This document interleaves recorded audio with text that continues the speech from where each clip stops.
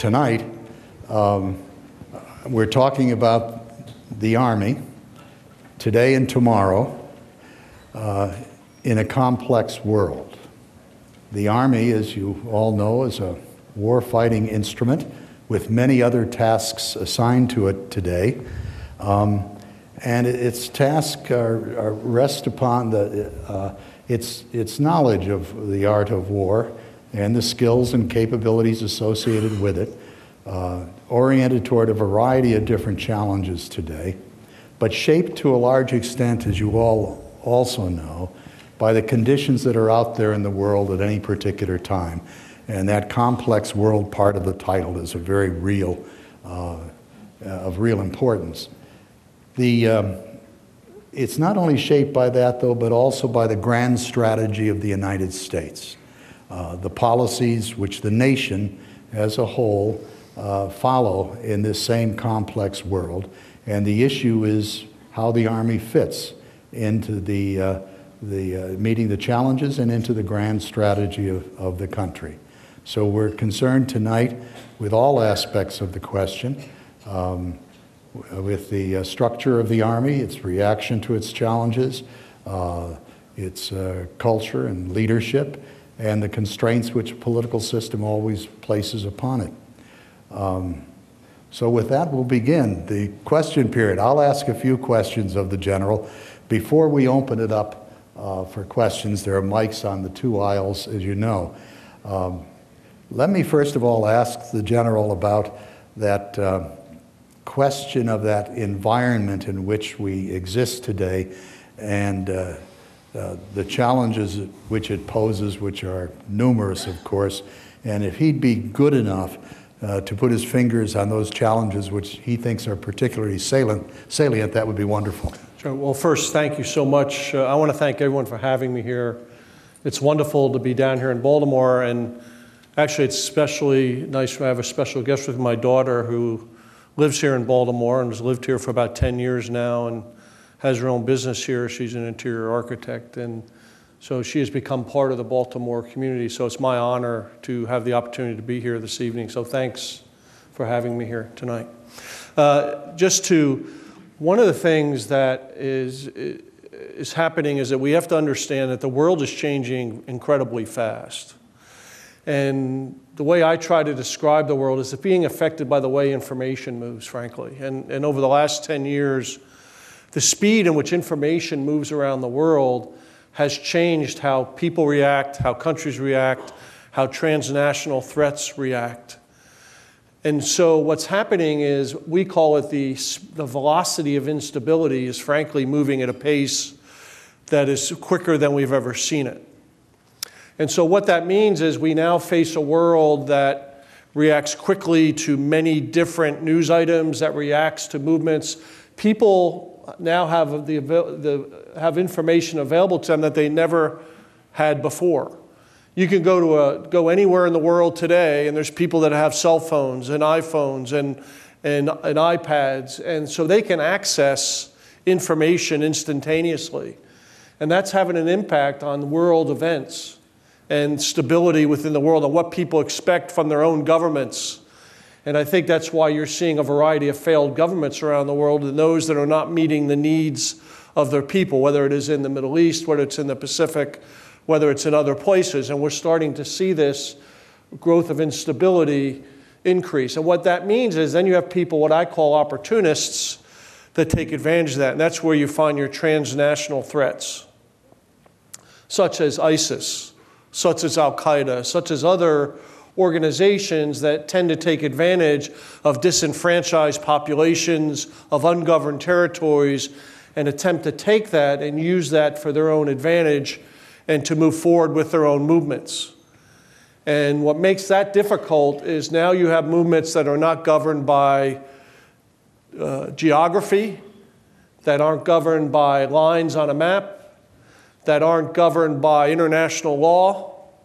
And so they're able to operate in incredibly different ways than what we're used to. So for us who are interested in national security, it's incumbent on us to better understand this and better understand what are the kind of things that we have to be able to do in order to combat these new threats that we're facing. And frankly, as I look to the future, I think we're going to face threats that are a combination of conventional, as we would call it, or asymmetric threats that are combined with criminality.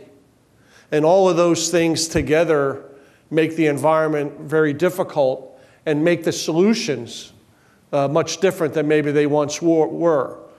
The chances of us facing a million-man army somewhere are probably limited. It could be Russia, or it could be China.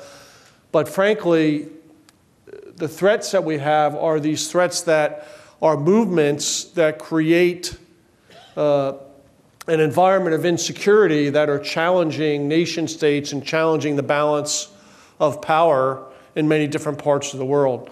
And so we have to recognize that, and then what we have to be able to do is respond to it. Well, I might have mentioned it, I could have mentioned earlier, that of course with respect to those kind of threats, the general had 3 tours in Iraq. He was there the original first few years of our going into Iraq proper, and then of course served twice later, both as a major player within the surge movement, which was for a lot of observers very successful. And then, of course, he was in charge of our forces during the drawdown period, which followed upon that. And I'd mentioned in my introductory comments that the reason we're so delighted to have him is he has the big picture, and he sits in an office which forces him to look at these things. And I should mention that not only has he been an Army officer for 39 years, and he's commanded units from every level, from the platoon through the theater, extensive experience, kind of a centerpiece in Iraq. But he also holds 2 master's degrees, one from the Naval War College, which covers security and strategy, and then one on nuclear effects from North Carolina State University. So he's brought an academic background, but beyond that, he's served as advisor to 2 secretaries of state, the military advisor, been an advisor to the chairman of the Joint Chiefs, has had a career in which he's been forced to look at the big questions, if you will, as well as having this absolutely extraordinary military experience. So he brings not only the perspective of his office, but 39 years of intensive career experience. But let me ask, with respect to the advising secretaries of state and the like, people talk about having to adjust to the grand strategy or major policies of the nation. And perhaps you could indicate how the Army today, what that grand strategy is of the nation into which the Army has to fit itself. So what we understand, some of the lessons that we've learned over the last several years is that there are limits to military power. And we have to understand what those limits are.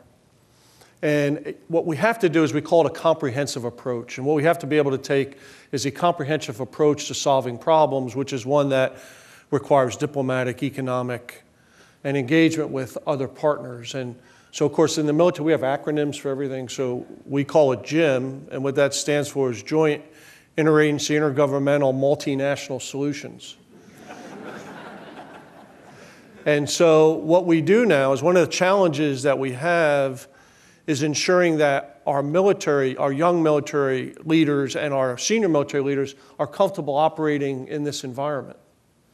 And understand that you have to understand how your allies think. You have to understand how our interagency thinks. How do we work with the State Department? How do we work with our Treasury Department? How do we work, in some cases, Department of Labor, the FBI, or the CIA, or all these other organizations, that we have to work together to come up with an array of solutions to solve problems. And in this complex world that we live in, that is important.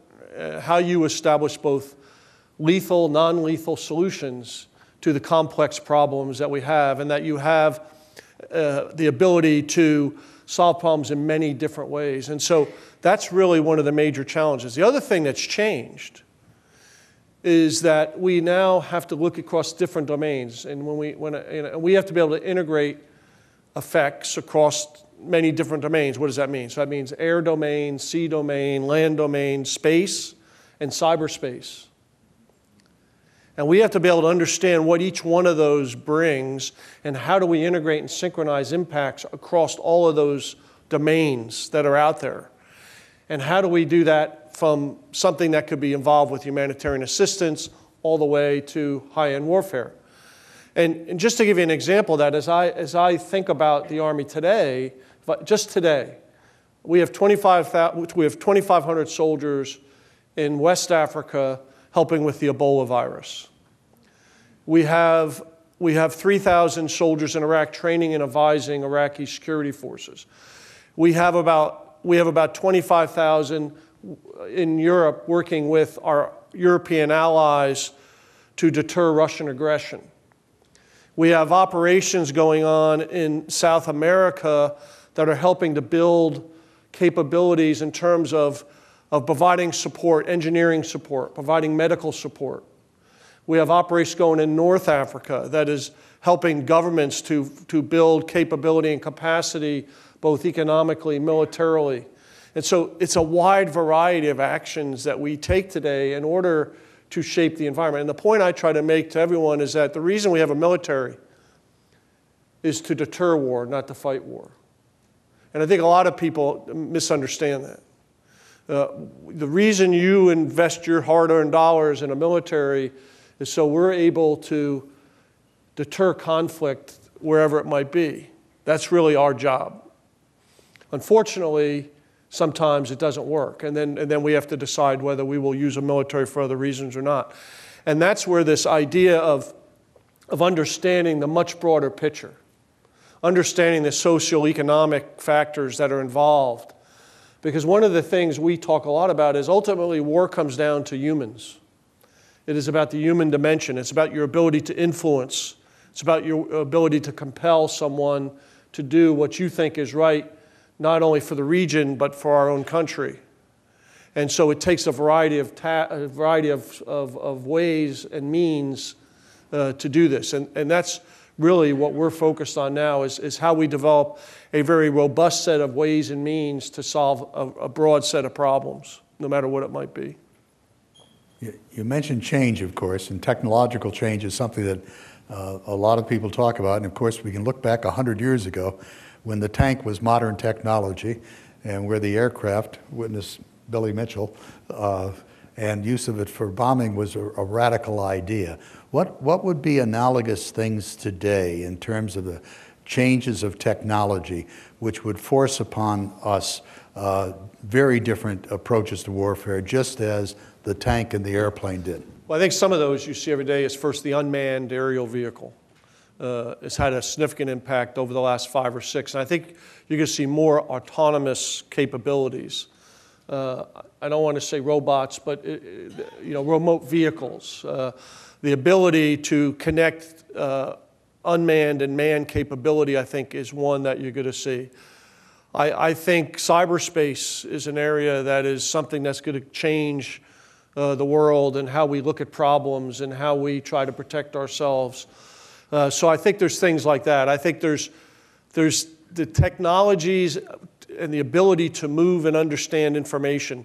One of the things is supercomputing is something that's changing the world in many different ways, but will change how we look at problems. Because by using big data, you better can understand things going around you and do an assessment of what parameters are causing changes around the world.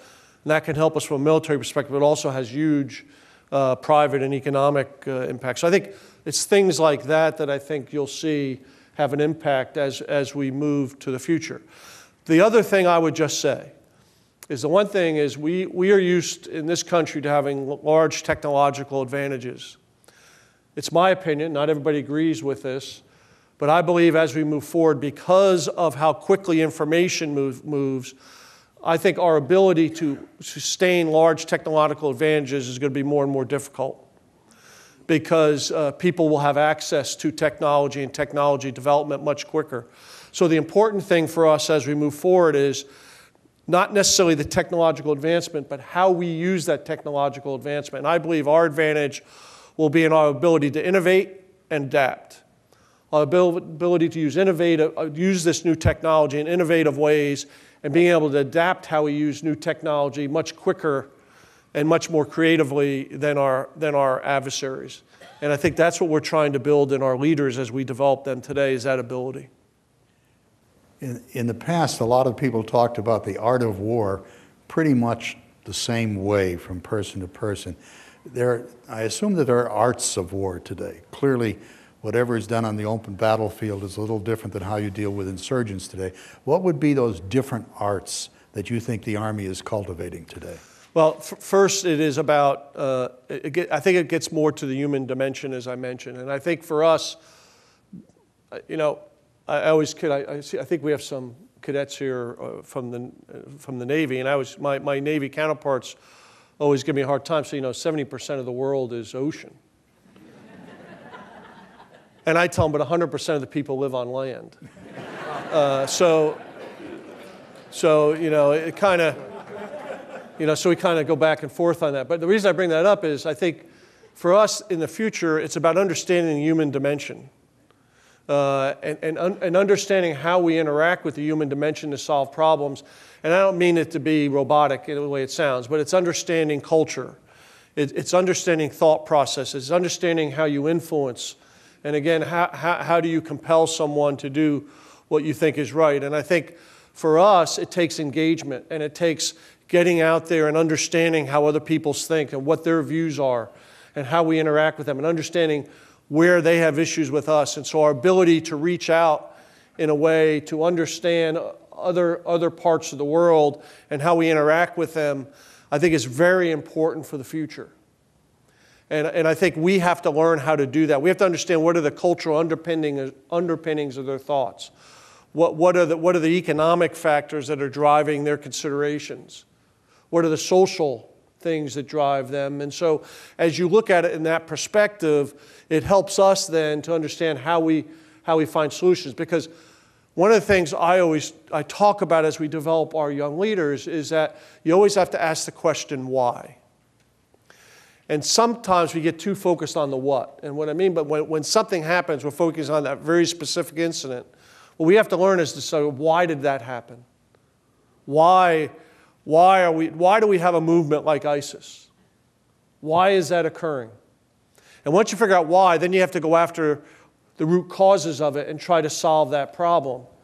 And that's why when I talk about ISIS, there is no pure military solution to ISIS. It is a part of the solution, but it is not the whole solution. It is about, it's about the ideology and how do we go after a radical ideology, and how do we support a more moderate ideology? How do we get after maybe the social and economic things that are affecting and causing people to go towards these kind of movements? So you have to do all of those. And you can't just say, I'm going to defeat, you know, we can't just defeat them militarily. We won't do it. But you have to, that might be a component of it now because of the aggressive nature of it. We might have to do things militarily to stop them. But in order to eliminate it completely, it's going to take a much broader approach. It's going to be about the ideology. It's going to be about the economics. It's going to be about all of those things together. And so I think that's what's changing, is you got to look at problems in that way. And I think, and we have to be able to adapt to that as a military. We still have to have the capability to do military things, but we have to also be able to use it and have what I call tailorable and scalable solutions to problems that start out, again, across the spectrum of potential responses that encompass a variety of different approaches. And that's the challenge, I think, that we have for the future. Well, in the training of personnel, which is what this is, of course, a lot of people have talked for a long time about the soldier diplomat, that senior officers, at least, really are diplomats as much as they're commanders in many cases. But now there's a suggestion that people at a lower grade have to be able to adjust to the environments in which they exist. And I know in Iraq and Afghanistan, young kids, anybody under 50, no, young kids, but I mean the young officers of 25 or so, are given villages. And they have to be able to deal with the entire village, not just the defense perimeter, but the actions that go on within it. How successful do you think the military can be in training this cadre of relatively junior officers who have that kind of flexibility of mind and character. Yeah, I believe we're good. I think that's where we can maintain our advantages, frankly. One of our advantages is our ability to do that and educate and train. In fact, I would tell you that in the future, I believe that because of the speed in which things happen and the speed of information and the speed is increasing so much that I believe decentralized solutions are going to become more and more important. And so it is going to be a 25-year-old captain or a 22-year-old lieutenant that might be asked to solve problems. An example of that is, I would tell you a year ago, or a little over a year ago, when the Russians first went into the Ukraine, there were some very nervous allies in Lithuania, Latvia, Estonia, and Poland. So what did we do? We deployed 5 companies. That's 150 soldiers. We deployed 150 soldiers in each country.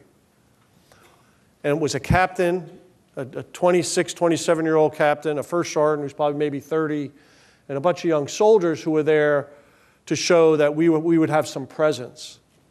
And the impact that they had on those countries was incredible because of what they brought and the savvy that they brought. And there we are, we have a young captain doing a press conference with the president of Lithuania, with the Secretary of Defense of Lithuania. And in fact, last year, the person of the year in Lithuania was the American soldier. That's 150 of them that were on the ground. That's the future. That's the future. And that's why it's important for us to train early on their abilities. So we're working now at the United States Military Academy, as well as with our ROTC program. One of the real things we're changing the curriculum on is to talk about critical thinking.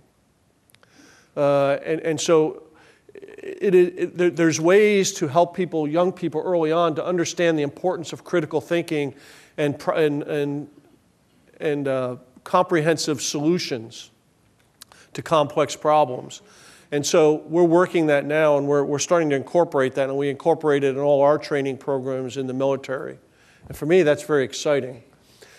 And the young people today are so much further along than I was at that age, and their ability to understand the importance of this and grasp the amount of information that is necessary to solve these problems really is quite impressive. So I'm confident that we can do that, and I believe that's one of our advantages that we have, is we still have the best leaders in the world. And so it's incumbent on us to make sure we give them the tools to solve these problems. And for me, that's my number one priority actually in the Army, is our leader development and how we develop young people and how we develop them to operate in this complex environment that we're going to have to in the future.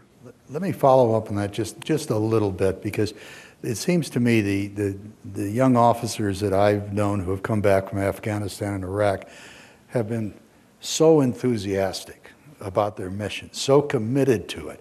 And they may be an aide to a colonel or a general, but they want to go out and patrol with their friends. And when they come back, they feel the same way. That's an extraordinary positive attitude, it seems to me. And are we going to be able to maintain that over time? I think so. I think one of the jobs I have as a chief of the Army is to create an Army that people want to be part of. And I think there's a couple things that you have to do. And one of those first is you have to keep people excited about what they're doing. People come in to serve in the military, no matter what service it is, because they want to be part of something bigger than themselves. They come in because of the challenges, and they want to make a difference.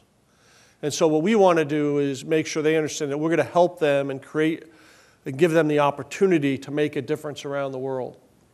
And as I mentioned today, as I sit here today, we have soldiers on 5 different continents, and of all ranks. And so for them, that's exciting.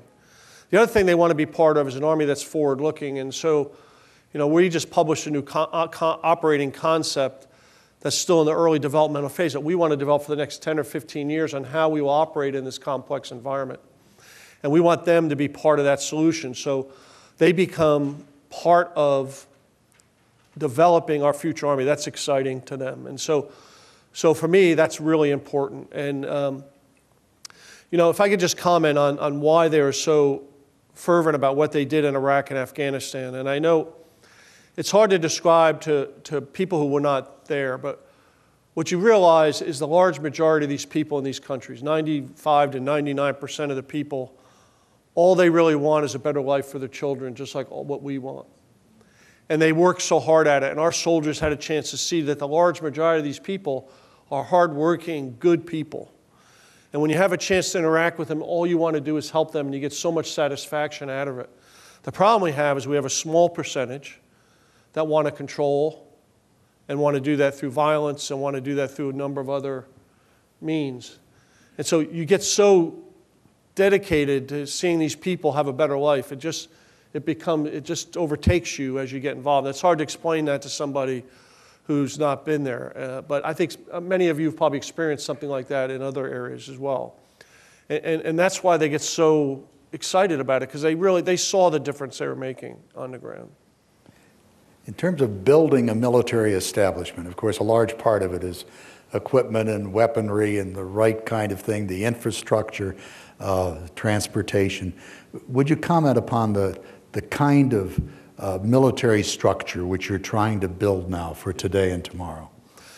Yeah, so first off, if I stood up here and told you that the military and the Army specifically is an efficient bureaucracy, my nose would grow. But that's something that is really important, especially with the budget pressures we have, is that we have to be more efficient in what we're doing. We do have a large bureaucracy, a governmental bureaucracy. Now, part of that is because we have a lot of oversight, which is important, but that creates significant bureaucracy. So what we have to be able to do is flatten our organization, is make it more flexible and respond in a much quicker way. So what we're trying to do is develop organizations that the Army is different than the other services because we're about people who operate within organizations. And our success is based on how well an organization can solve a problem. And so what we have to be able to do then is come up with an Army of the future that allows these organizations to quickly morph, adapt, and adjust. And so that's, as we look ahead, that's what we want to be able to do. So we can integrate technologies or new concepts and new ideas, and that we're able to adapt and adjust to a specific problem and be very successful at solving that problem. And so what we want to do as a bureaucracy is grow the ability to innovate. And I'd like to say that's a very easy word to say. I want to innovate. It's a much more difficult thing to do. And when I say innovate, again, I don't necessarily say we have to come up with a groundbreaking technology. What we have to do is be able to use technologies and innovate how we use them to solve problems. That's how we become innovative. And I think that's where, again, I mentioned earlier, that's how we can gain a huge advantage. So as I look at this bureaucracy that we're in, it's about enabling us to do that in a much quicker, faster way and taking advantage of the incredible talent that we have inside of the military to do that. So you mentioned the cost constraint. Yeah. Would you perhaps elaborate a little bit on that, the kind of pressures which the Army is under today and what the prospects are? So over the last, since 2012, the Department of Defense, and I'll talk in those terms, I can talk a little bit about the Army, have taken about $1 trillion out of our budget.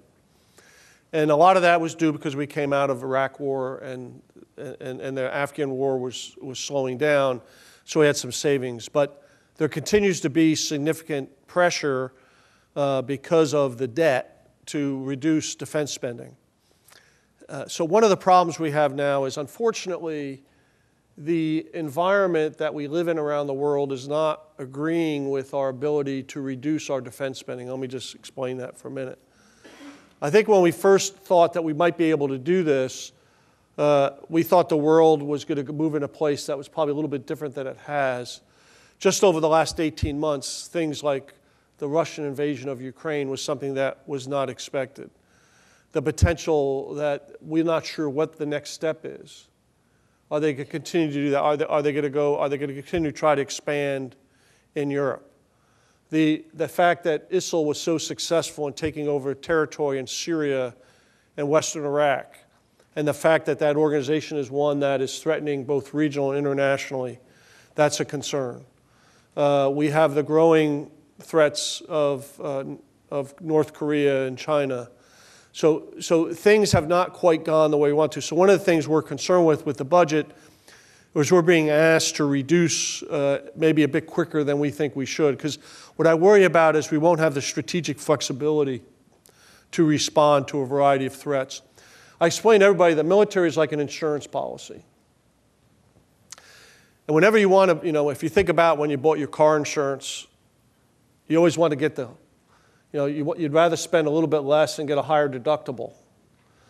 And so what happens is that's really good until you have a car accident. And then you got, and then you realize that maybe that was not the best policy I should have.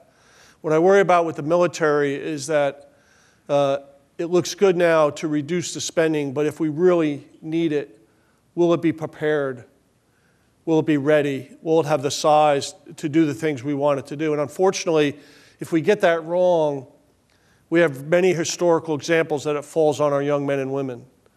And the example I use is always Task Force Smith. I don't know how familiar you are with that, but Task Force Smith was the first American unit to respond in the Korean War. And they were not ready. And we lost thousands of soldiers because they were not prepared. They did not have the equipment. They did not have the training because we thought we did not have to invest in our military. So I worry about that. And I think we just have to balance the budget pressures that we have. And it's up to us to come to the right solution and balance between what we spend on our military to ensure we have the right security in the future, and also understand the fact that we can't just have an inordinate amount of money available to spend on the military because there are other things that we have to worry about. So we have to come with that right balance. I believe the $1 trillion of cuts we've taken are probably about right. We can't take any more, yet we're facing another $500 billion worth of reductions. And so I am concerned about that, as well as the rest of the other chiefs of the other services as well, especially with the threats that we face as we move to the future. You mentioned Ukraine in the course of the answer, and Tom Clancy, who's well known to Baltimoreans, owned a part of the Orioles and other things, but in any case, in his last book before he died, had the Russians go into Ukraine, but it was preceded by their going into Estonia, where the NATO troops were sufficient to push the Russian probe out before they went with their masked men into Ukraine. This is several years ago. Tom Clancy wrote that. I should add, I was surprised at how much Clancy knew, but we had Edward Teller, the father of the hydrogen bomb, actually in this room on this stage a number of years ago. And after he finished, he was going down to Annapolis to meet with Tom Clancy in terms of the information the guy got. But in any case, relative to the circumstance today, now 150 soldiers aren't going to push back a Russian probe, but are we prepared for that kind of thing? And what are your speculations about other uses of force if necessary? Yeah, so what's happened, unfortunately, is, for a very long time, we had a very strong NATO alliance, which is responsible, obviously, for the defense of Europe, and we invested heavily in that. And it was incredibly successful, brought down the wall, and we won the Cold War in 1990. I happened to be in Germany at the time in 89, 90, 91 when that happened. It was quite euphoric, and Europe has continued to move on. But what's happened is, since then, there's been a complete reduction in underinvestment by European partners in their defense, and they continue to decrease their spending. And we're decreasing our spending. And so our ability to respond, frankly, has changed quite significantly, especially over the last 10 years. So one of the things we are doing now is we are once again really looking hard at what our NATO capability is and how we can work together as a very important security relationship in order to have the capacity to respond. Now, I don't think there's anybody here who thinks Russia is going to try to take over all Europe. That frankly, is not what anybody thinks is going to happen. What we're not sure, though, is are there some other countries that they might want to go into in order to create a buffer with the rest of Europe? And so we simply don't know. And so what we have to be able to do is with our alliance, build capability and capacity that allows us to at least deter and then potentially respond if necessary. For the first time in about 20 years, we have just sent a brigade worth of tanks and Bradleys and other things to Europe. and we're going to leave that equipment over there and continue to rotate people over, and that'll be put in Eastern Europe. And that is done specifically as an initial understanding that we are committed to the NATO alliance. That's part of a bigger NATO project to attempt to deter further Russian aggression in Europe. And I think we have to continue to work our way through that. And I think, again, this is something that has to do with economics, diplomatic.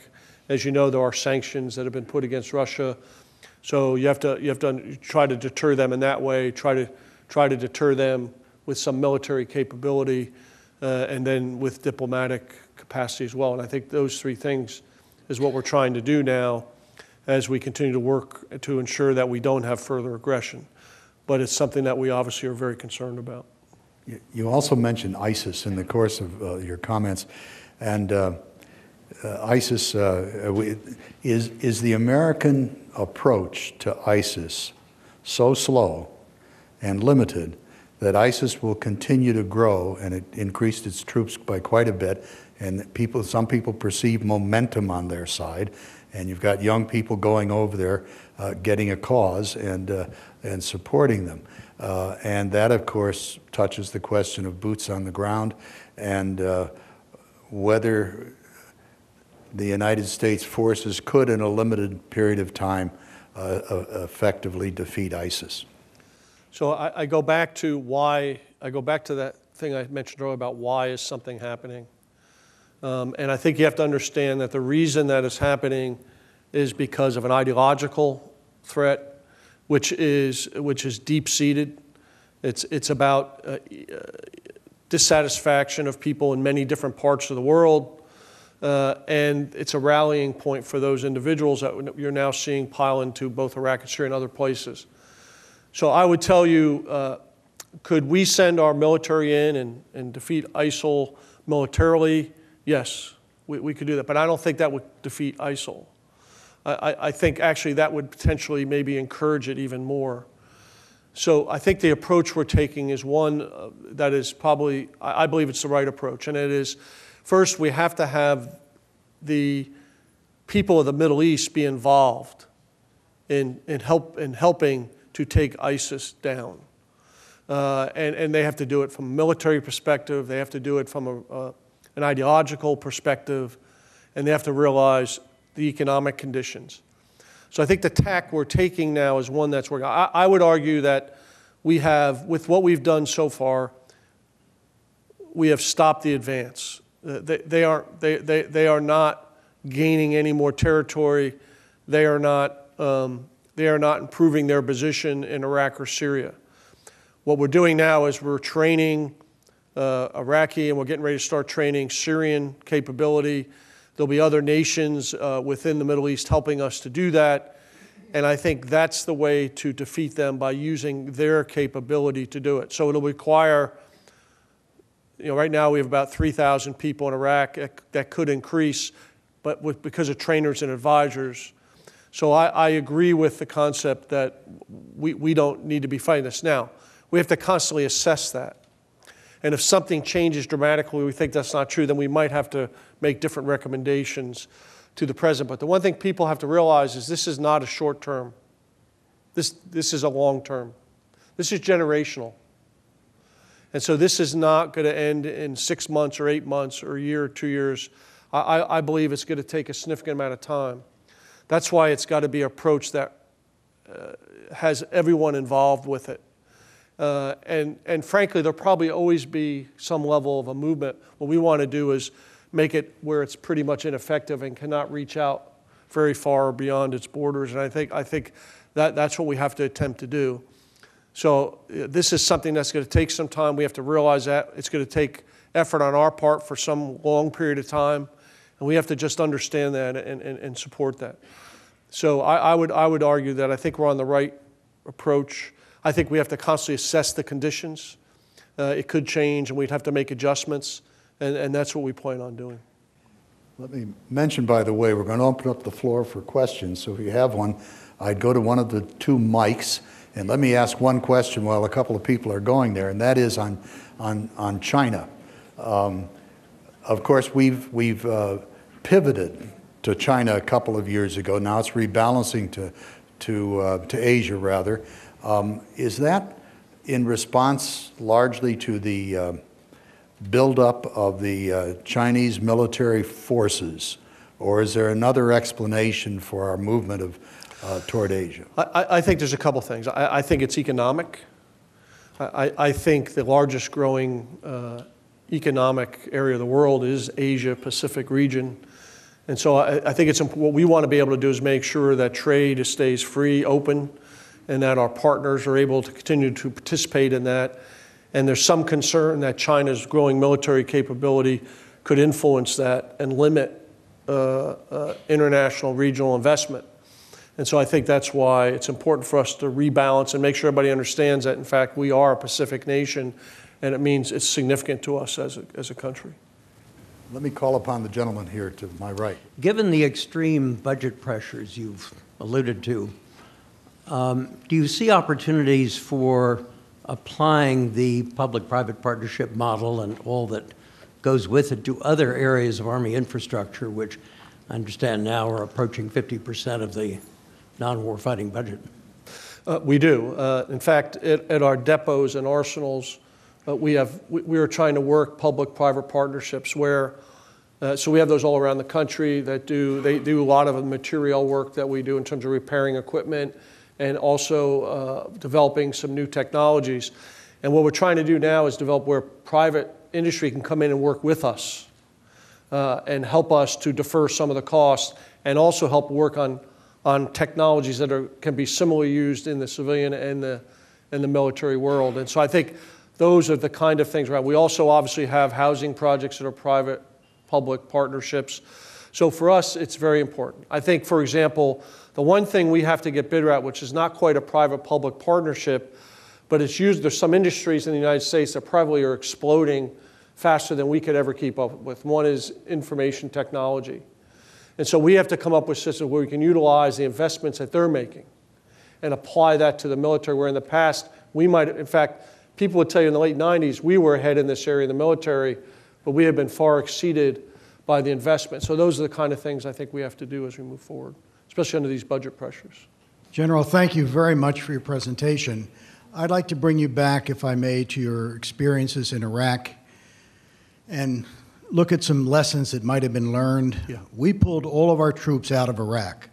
Following that, then Prime Minister Maliki embarked on a very sectarian policy, which I think was one of the causes of the rise of ISIS. Yeah, absolutely. Have we learned that lesson? And although Ashraf Ghani in Afghanistan is certainly not Prime Minister Maliki, have we learned the lesson that it's necessary to keep some troops in Afghanistan beyond the 2016 deadline? Yeah, I would say that I think we will continue to conduct those assessments. I think first off, as you mentioned, Ashraf Ghani is very different than Maliki, and I think that will make it easier. He is, the progress he's doing and what he is doing with the Afghan government, I think will make it easier for us to make decisions if we think it's necessary for us to keep people there past 2016.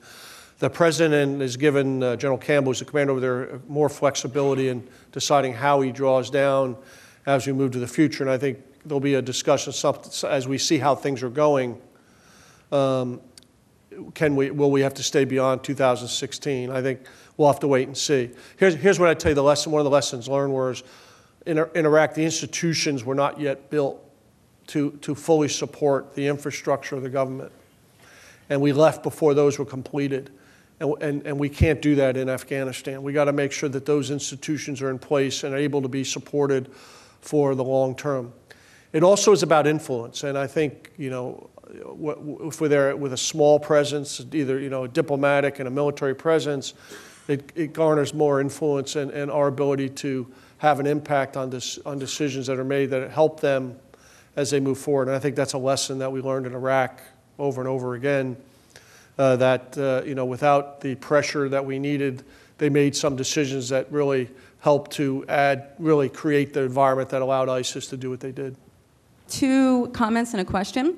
The first comment is that in light of the mission of the Army, which I was delighted to hear you say, is to prevent warfare rather than engage in it purposefully unless it's necessary. So thank you for that. 47 letter writers may have made that a little more difficult, so I apologize for that. But I'd like to say that I'd like to thank the American troops for training the Iraqi Defense Forces, as well as the Peshmerga, and even my understanding is the Ba'athist folks are now allowed, or going to soon be allowed to serve in the National Guard. And I think we are kicking the tar out of ISIS, and that is not widely reported. I think we've taken back Mosul Dam, we've taken back Tikrit, we're about to take back Mosul, and I think that people don't know that. So I'd like to say thank you for that, and I think that you're absolutely right about the Iraqi people just want to do what we do, get up every day, go to work, feed their kids, get an education. So I think we're making incredible advances. And I think that Iraq is going to be the next Abu Dhabi. I really think so, when we get a little handle on this, which we are doing well.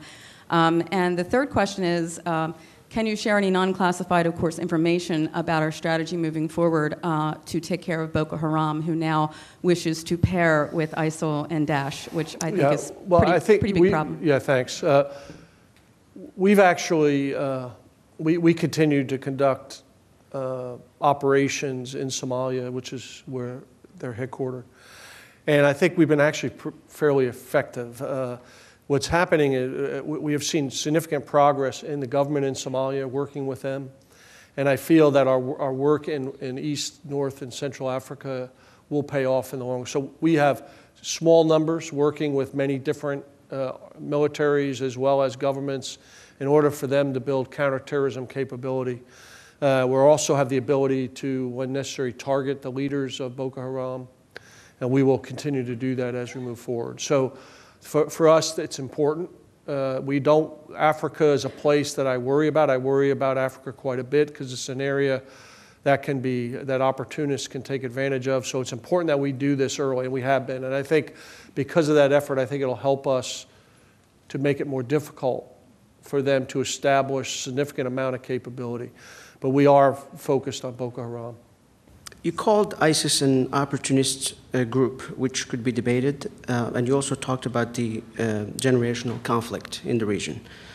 But given the fact that you were in Iraq leading the surge efforts, which only succeeded when the Sunni awakening movement turned against al-Qaeda and defeated it, looking back on it and how the Sunni element was excluded from Iraqi society by the Maliki government, what would you have done differently looking back on it? But also, what is your opinion on the non-action in Syria in supporting the Syrian opposition? Yeah. Thank you. So first off, I agree with you. Again, fundamentally, in order to be successful in Iraq, you have to have a government that brings the people together.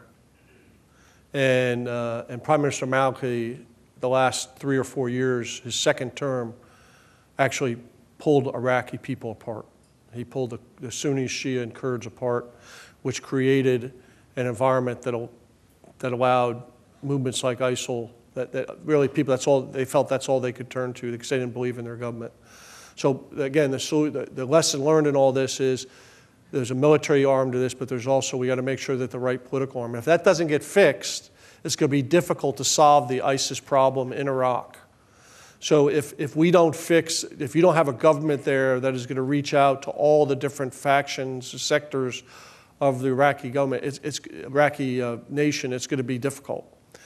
And that's one of the things I think we've been very clear about as part of our strategies, that we have to have a government that is willing to reach out to all different groups. And that's still yet to be seen. We're not convinced that that is happening.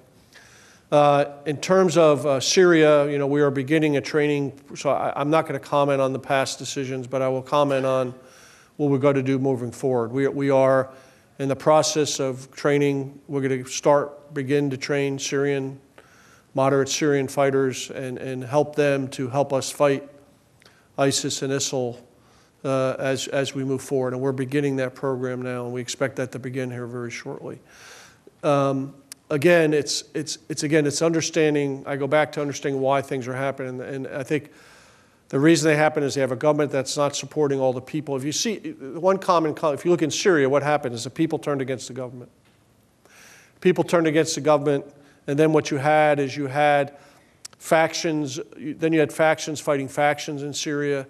It created an environment that an organization that is and I call them opportunists, but I realize they're ideological, and I also believe that they are there trying to take advantage of people who are not being properly taken care of by their own government, and they're a substitute. And so what we have to do is eliminate that environment that creates the ability that creates that kind of environment that they believe they have to turn someplace they really don't want to turn to, which is someone who has an ideology that, frankly, most people in the Middle East don't agree with. Yes, but the first year and a half, the opposition was not a group of terrorists, as we've all seen in Syria. Yeah, we can support. debate that. We can debate that. I think there's a mixture. There's some that weren't and some that were. The question I ask is, the head of the FBI has stated that there's sleeper cells in 49 states. I just don't understand politically or militarily why no precautions have been taken. Yeah, well, I mean, what I would say is there's a lot of things that go on that are done every single day that are helping us to look at terror threats. You know, we have systems in place that works with the military tracking in many foreign countries, handed off to Homeland Security, which has the responsibility to defend the United States, who works with the local law enforcement agencies. And there's a lot of work that gets done every single day. But I would tell you that there are threats, and there are threats that not only just sleeper cells, but frankly, we have to realize that there are now threats coming from our own population in regards to this. And so we have to be very aware of that, and we have to understand that that threat is clearly out there, and we're going to have to work. And we have to balance that with the rights of individuals as well. And that's always the difficult problem when it comes to solving these problems is, collecting information internally violates civil rights. It's something that we fight for.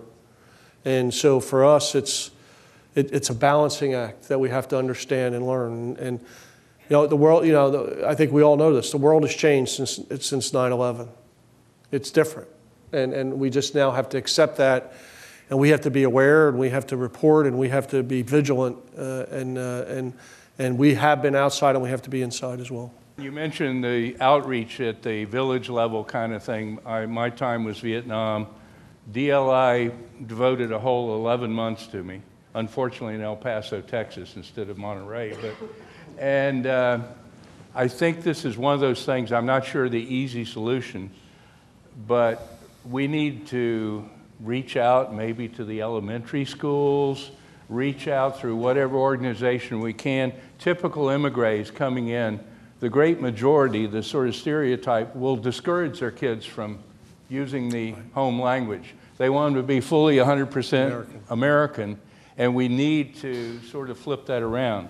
And the neuroscientists over here at Hopkins will tell us that if you start that second language before second or third grade, those little pathways, they stay there for the number 3 and number 4, maybe not the level of General Walters, but that kind of thing potential is there. So whatever you can do in your august position, push for that, the cultural training and the language training. Yeah, it's well, I will tell you, we're starting by pushing it inside of the military. And the other thing is the language we study. And so, it's great. Everybody wants to study French and German, and those are great languages, but I'd rather Chinese, Arabic, and some other very more difficult languages, which are very Russian, which are important to us. And so it's something that we're taking on very seriously inside of the military, and we're trying to encourage. In fact, as we look at ROTC, we're looking at changing the language requirements because that's how important it is. When the United States went into Afghanistan after 9/11, the expectation was that the military had rapid victories, and the expectation was that the war was going to be over very quickly. When we went into Iraq, Hussein was deposed very rapidly. We also thought the war would be over very quickly. That turned out not to be the case. Both wars have lasted more than 10 years. And my sense of it is the errors that were made were primarily on the civilian side of our government leaders that caused the fact that these wars were unsuccessful and have taken so long. Now, given that the military reports to civilian leadership in the Defense Department and to the President, how does the military respond when its leaders tell it to do something that it realizes is going to be ineffective or counterproductive. Yeah. So that's a very difficult thing to do, but I don't know whether that was done during the course of those 2 wars, but our civilian leadership did a really poor job, which is causing a lot of the mess we are in today. Yeah, so, see, this is why you should never go to that last question. You asked a really hard one.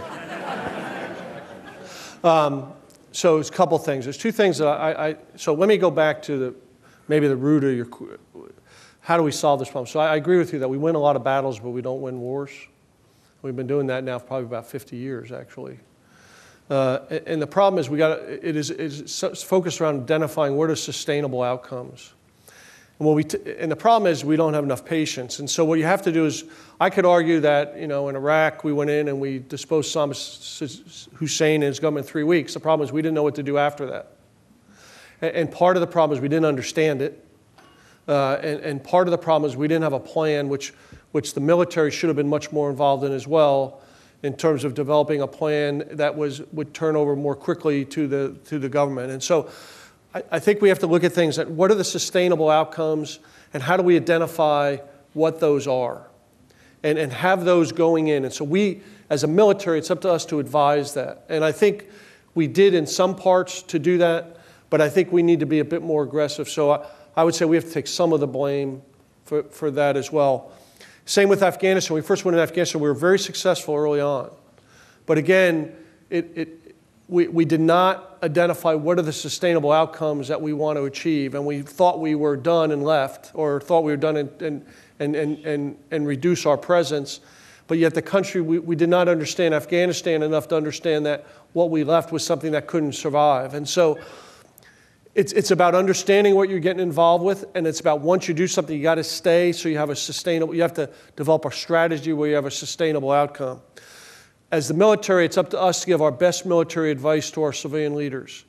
And it's incumbent on us to do that and to be honest and forthright in the advice that we give. It's up to us to decide whether, when we give that advice, if it's not listened to, is it better for us to leave, or is it better for us to try to execute what we've been given? And I think that's kind of what you're asking. And is it a conundrum that you face all the time? I would say that, I'll just make one comment though. It's a lot easier looking backwards than it is looking forward, okay? So I would just say that we probably thought in many ways we were doing the right thing back then, but we frankly got it wrong when it's to long-term sustainable outcomes. And so what we have to do now is learn from that and ensure that we do it better the next time. So, I mean, it's probably not a great answer to your question, but that's my thoughts on it. Thank you. General, we thank you so much for a valuable evening. Wonderful. Thank you. Thank you, sir. Yeah.